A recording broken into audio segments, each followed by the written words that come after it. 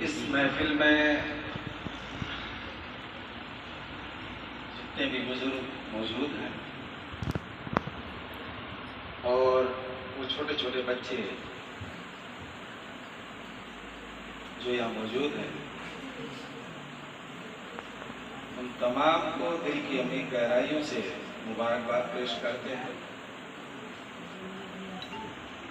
اور یہ بھی دعا کرتے ہیں کہ یہ سلسلہ بطور اسی طرح سے چلتا رہے۔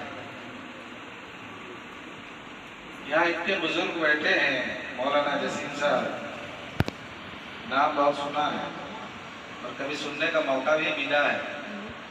موتوں کے بارے میں ہم نہیں جانتے ہیں، لیکن ہم لوگ کو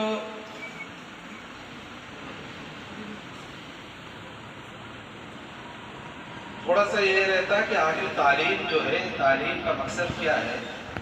ابھی ایک صاحب یہاں بتا رہے تھے کہ تعلیم چاہے دینی ہو یا دنیائی یا آخری، علم لینا ضروری ہے۔ ان کے والدین کو مبارکباد کہ جنہوں نے یہ سوچا کہ اپنے بچوں کو حافظ بنا۔ ہر مسلمان کا پہلا کام یہ ہونا چاہیے کہ آپ جسیم صاحب مورس جانسن کا نام سنا ہو، جو کہ پرائم منسٹر آف انگلینڈ، اگر ان کے دادا ہوا پتا لگے گا کہ مسلمان تھے، لیکن وہ مسلمان نہیں رہے۔ اس کی وجہ کیا ہے؟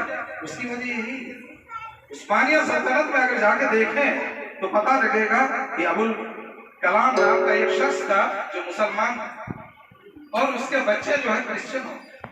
اس کی وجہ یہی ہے کہ میں مبارکباد دیتا ہوں خاص کر کے مدرسہ چلانے والے کو اور جتنے بھی لوگ اس سے جڑے ہوئے ہیں ان کو، کہ اس طرح کے چیزیں چلائی جا رہی ہیں تاکہ ہمارے بچے جو حافظ بن رہے ہیں، ابھی بتا رہے تھے کہ سینے میں دفن ہے۔